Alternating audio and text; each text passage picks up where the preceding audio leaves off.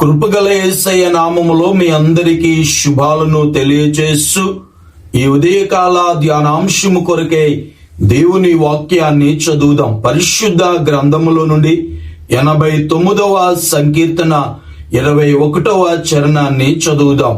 నా చెయ్యి ఎడతెగక అతనికి తోడయుండెను, నా బాహుబలము అతనిని బలపరుచును. చదవబడిన లేఖన భాగములో కీర్తనాకారుడు తెలియచేసినట్లుగా నా చెయ్యి ఎడతెగక అతనికి తోడయుండెను.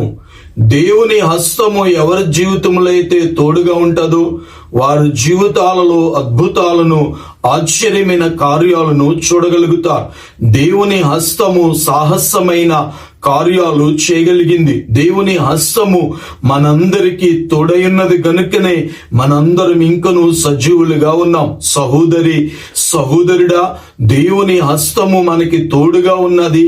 దేవుని హస్తము మనల్ని బలపరిచేది. దేవుని హస్తము మన జీవితాలలో ఎన్నడూ మనలను ఆయన విడువక ఎడబాయక తన బాహువుల చేత ఆయన మనలను బలపరిచే దేవుడు. దేవునికి స్తోత్రం. దేవుని హస్తమును గూర్చి పరిశుద్ధ గ్రంథము అనేకమైన విషయాలను తెలియజేస్తుంది.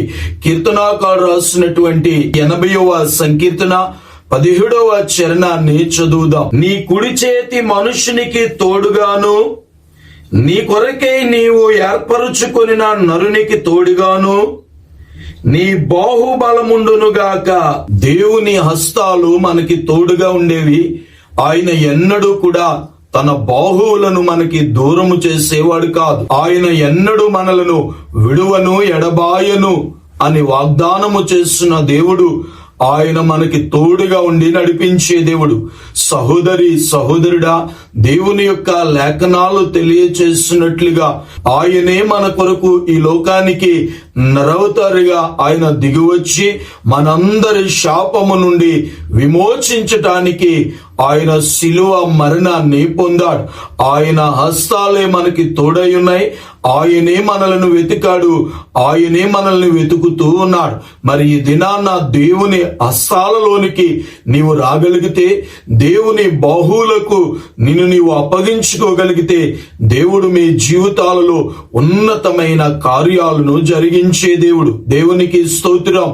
దేవుని హస్తాలు మనకు తోడై ఉంటే దేవుని హస్తాలు సాహసమైన కార్యాలను జరిగిస్తాయి. పరిశుద్ధ గ్రంథములో నుండి నెహెమ్యా గ్రంథము 2వ అధ్యాయము 8వ వచనాన్ని చదువుదాం. పట్టణ ప్రాకారమునకును మందిరముతో సంబంధించిన కోట గుమ్మములకును నేను ప్రవేశింపబోవు ఇంటికిని దూలములు మ్రానులు ఇచ్చినట్లుగా రాజుగారి అడవులను కాయు ఆసాపునకు ఒక తాకీదును ఈడని అడిగి తిని, అలాగు నాకు తోడుగా ఉండి నాకు కృప చూపుచున్న నా దేవుని కరుణాహస్తము కొలది రాజు నా మనవి ఆలకించెను.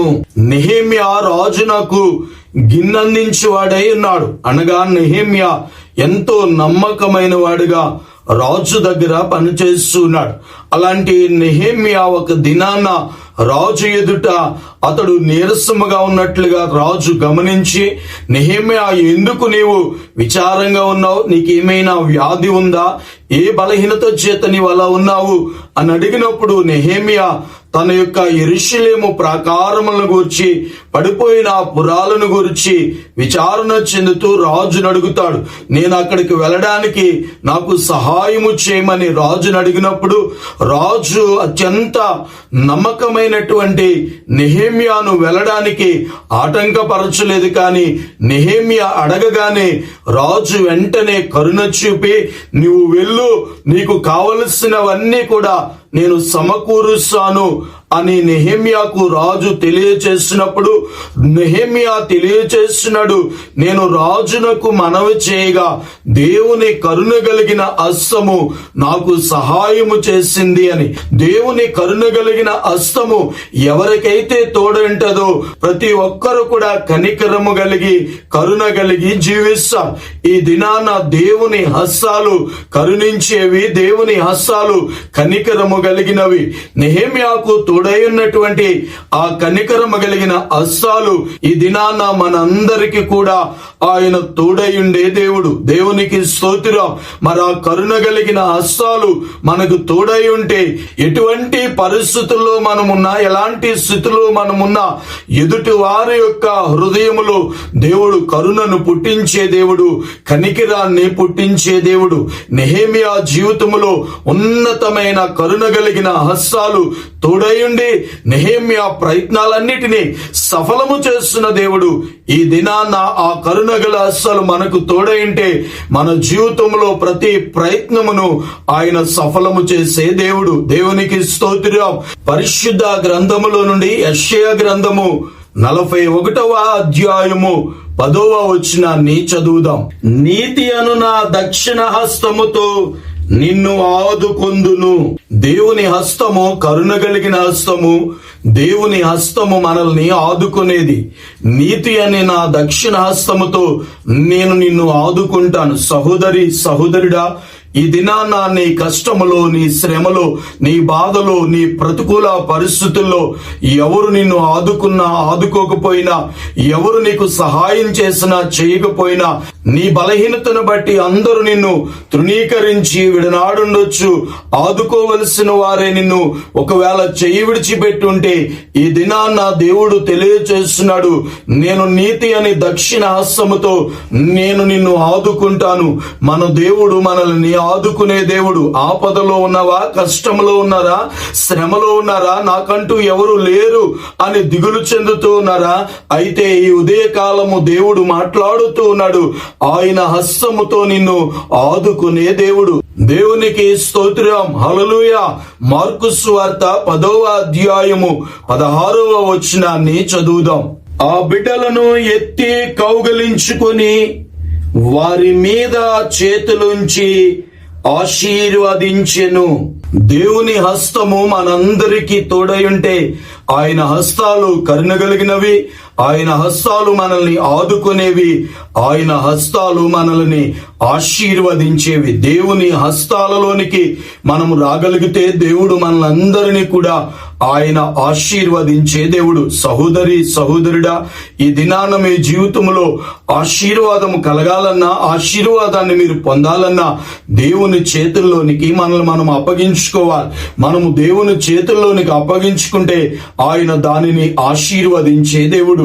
యేసయ్య చేతిలోనికి వచ్చినటువంటి 2 చేపలు 5 రొట్టెలను దేవుడు విరిచి అనేక వేల మందికి ఆయన ఆశీర్వాదకరంగా మార్చాడు. ఈ రోజు మరి నీ జీవితాన్ని దేవుని చేతులకు అప్పగించుకుంటే నీ జీవితాన్ని కూడా దేవుడు ఆశీర్వదించే దేవుడు. మన దేవుడు ఎవరు అని అంటే ఆయన ఆశీర్వదించే దేవుడు. ఈ దినాన ఆయన చేతిలోకి మనము వెళ్ళగలిగితే, ఆయన చేతిలోనికి వెళ్ళిన ప్రతి దాన్ని కూడా ఆయన దీవించే దేవుడు, ఆశీర్వదించే దేవుడు. మరి ఇక ఆలస్యము చేయకుండా ఈ ఉదయ కాలము ప్రభు చేతులకు మనల్ని అప్పగించుకుందాం. దేవుని చేత ఆశీర్వదించబడిన జనాంగముగా దేవునికి మహిమకరంగా జీవిందాం. దేవుని హస్తాలు మనకు తోడై ఉన్నాయి. దేవుని హస్తాలు మనకు తోడై ఉంటే అవి కరుణ కలిగిన హస్తాలు, అవి మనల్ని ఆదుకునే హస్తాలు, అవి మనల్ని ఆశీర్వదించే హస్తాలు. అట్టి హస్తాలకు మనల్ని మనం అప్పగించుకుందాం, దైవ దీవెనలు పొందుదాం. అలాంటి కృప దేవుడు మనందరికీ దయచేయునుగాక. ఆమేన్. ప్రార్థన చేసుకుందాం. ప్రార్థనలో ఏకీభవిందాం. సకల ఆశీర్వాదములకు కారణభూతుడు అయిన మా తండ్రి, మీకు వందనాలు, స్తుతులు, స్తోత్రాలు చెల్లించున్నాం నాయన. ఈ ఉదయకాల ధ్యానాంశాలు వినుచున్న ప్రతి ఒక్క కుటుంబాన్ని దీవించండి, ఆశీర్వదించండి, బలపరచండి. ఈ ఉదయకాలము మీ హస్తాలను వారికి తోడుగా మీరుంచి వారి జీవితాల్లో ఉన్న ప్రతి పరిస్థితులలో నుండి మీరే విడుదల చేసి మీ కరుణ గల హస్తాలతో వారిని కనికరించండి, కటాక్షించండి. వారి జీవితంలో ఉన్న ప్రతి ఒక్క పరిస్థితులన్నిటిలో నుండి మీ కనికరమును వారు పొందగలిగినట్లు వాటి కనికరము కలిగిన మీ హస్తాలను వారిపై వారిపై చాపమని ప్రార్థన చేస్తున్నాను. ఎవరు కనికరించినా కనికరించకపోయినా కనికరించే మీ హస్తాల చేత ఈ ఉదయకాలం ప్రతి ఒక్కరిని మీరు కరుణించమని ప్రార్థన చేస్తున్నాను. నాయనా, ఎవరైతే కష్టాలు శ్రమలలో ఉన్నారో వారిని మీరే ఆదుకోమని ప్రార్థన చేస్తున్నాను. మీ హస్తాలే మమ్మల్ని ఆదుకునేవని, మీ హస్తాలే మమ్మల్ని ఆదుకొనకపోతే మేము ఏమైపోదుమో నాయనా. ఈ ప్రతికూల పరిస్థితులన్నిటిలో నుండి మీరే మమ్మల్ని ఆదుకుని పోషించి సంరక్షించినందుకే వందనాలు, స్తుతులు, స్తోత్రాలు చెల్లిస్తున్నాం. మీ ఆశీర్వదించే హస్తాల చేత మమ్మల్ని అందరినీ మీరు ఆశీర్వదించి ఆశీర్వాదములకు వారసులుగా మమ్మల్ని మీరు సిద్ధపరిచి మీ ఉన్నతమైన కృపను దయచేయమని ప్రార్థన చేస్తున్నాను. ఇంకా ఎవరైనా మీ హస్తాల్లోనికి రాకుండా దూరముగా జీవిస్తుంటే ఇప్పుడే తమ జీవితాలను మీ యొక్క హస్తాలకు అప్పగించుకోగలిగినట్లు అటు దైవకమైనటువంటి మార్పును కలగచేసి మీ హస్తాలలోనికి వచ్చి దీవింపబడినట్లు అటు ఉన్నతమైన కృపను దయచేసి ప్రతి ఒక్కరిని దీవించి ఆశీర్వదించి మీరే తోడుగా ఉండి నడిపించమని, ఎడతెగక మీ హస్తాలు మాకు తోడుగా ఉంచి నడిపించి ఆ నిశ్చయత్వము చేరు వరకు మీరే తోడైండి నడిపించి మహిమ పొందమని యేసు నామములో ఈ మనవులు అడుగుచున్నాను పరమ తండ్రి. ఆమేన్.